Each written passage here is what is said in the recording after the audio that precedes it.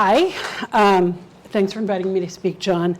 For those of you who don't know me, I am the Vice President of the Virginia Scottish Games Association and the Membership Secretary for the Scottish American Women's Society.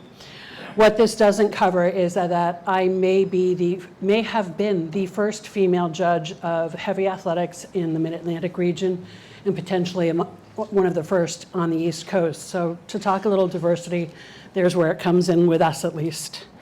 On my mother's side, I'm a daughter of a line of mostly European immigrants stretching back to the 1600s. On my father's side, I'm a first-generation Scottish American. Much to my mother's dismay or relief, I was born on a Scottish country dance night. I grew up in and around the Scottish events of the United States and became seriously invested in them when I met Dave McKenzie a number of years ago. In the 25 plus years, I've worked behind the scenes for him and helped to make a number of events happen, and have been perfectly happy to have him remain the face of what we do. However, today is a day of Today is a lesson in choosing when to keep my mouth shut. When John sent me the lineup for today, I noticed that there was a small omission. There were no women on the group. And for the last 2.5 years with my attorneys, I have been part of the active bystandership for law enforcement, which essentially is teaching you to stand up and say something or do something when you see something that shouldn't be happening. So guess what? I did. For frame, skip that. Anyway, I was very excited and terrified when John asked me to speak today. I woke up at 4 o'clock the next morning with all my thoughts about Scottish women, Scottish American women, and their influence on me, the community, and the United States.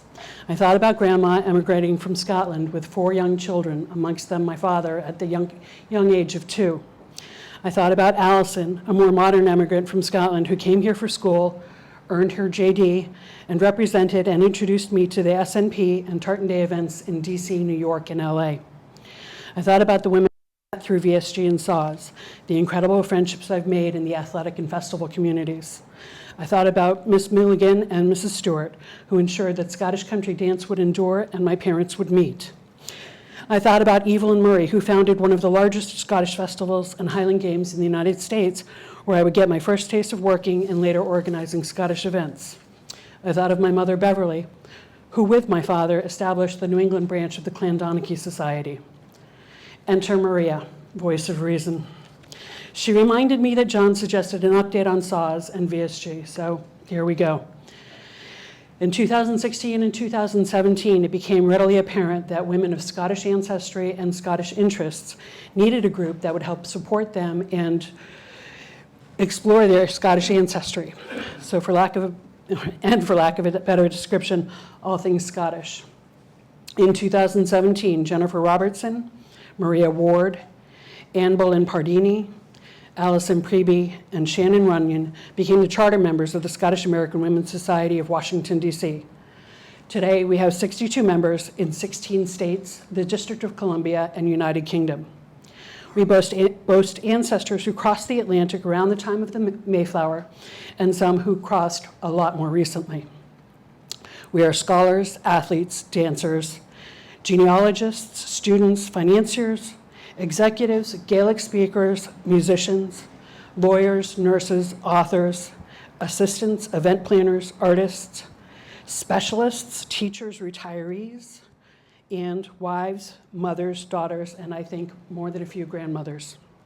We come from all walks of life with one thing in common: we love and respect the country and culture that has brought us where we are. Since SAWS' inception, our group has steadily added members. I need to thank Bart Forbes for helping SAWS get off the ground and St. Andrews for giving us initial support. Since then, we've flourished, including a large contingent from the Daughters of the American Revolution lately. We have hosted a number of in-person and virtual events, and much of our focus has been on genealogy and history, but all with a lot of fun thrown in. This year, we again participated in the Alexandria Scottish Christmas Walk and joined the Virginia Scottish Games in Alexandria's Ballyshannon St. Patrick's Day Parade. We hope that we will all see you in New York City next week as we walk in the New York Tartan Day Parade for the first time. We have a regular presence at the Virginia Scottish Games. We're on the board of directors, There's a SAW information tent. We have competitors in heavy athletics. We run the country dance tent.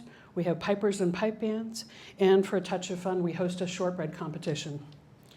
Our events have included presentations by the National Trust for Scotland, a tea for Burns' birthday, genealogy sessions, a virtual whiskey tasting, and it can be done, members sharing their trips to Scotland, heavy athletics demonstrations, presentations on Samhain and Beltane, a wonderful evening with the Hebridean and Baker, and a number of informal social events. With and through all of this, our social media presence continues to expand, and we look forward to working with the British Embassy on creating and promoting more Scottish events in the area. The other hat that I wear today concerns the Virginia Scottish Games, and I'm very happy to report that we have weathered the pandemic well and are looking forward to a fantastic festival the first weekend of September this year. The Virginia Scottish Games began as part of the City of Alexandria's birthday celebrations, and festivities took place on Episcopal High School's grounds until 2004. Now, as we enter our 49th year, we are hosted by Great Meadows in the Plains, Virginia, a location that certainly invokes the feeling of Scotland, and not just by the cows on the drive into the games. VSGA is one of the largest Scottish festivals on the East Coast, not nearly as big as Grandfather Mountain, but it's an event that showcases Scottish heritage. I look at it as the county fair for Scotland. While I expect all of you have been to Scottish Games, this is what you can expect. You can experience music in the bagpipe and drumming competitions, the fiddle tent competitions and performances, and Celtic entertainment tent. You will find heritage in our 50-plus clans and societies. They'll bring genealogy and cultural information for you. We showcase dance in both Highland and country dance through competitions and social dancing. Sport is represented by the men and now women, competing in heavy athletics and featuring the East Coast Amateur Men's Championships. And actually this year, it's not in my thing, but I'm proud to say that we will host for the first time a pro elite men and women's competition. The elite class of women essentially compete on the level of the pro men. So it's kind of exciting for us. There is technology in the incredible cars that come out to showcase the Scottish automotive industry. And did you know there are 13 different Scottish breeds? I'm sure you did, but you can watch the very smart ones wrangle a small herd of sheep on our property. Scotland's long history is well represented by a number of living history groups and one lovely Highland coup. We work to keep the Scots tongue alive with our Gaelic language village and the arts with our Celtic crafters. In 2022, we were fortunate enough to have a couple of local news spots highlight the games and brought more people through the gate than we have seen in a while. In 2023, we invite representatives from Scotland's cultural and business to join us and share all that Scotland has to offer. We look forward to celebrating 50 years in 2024.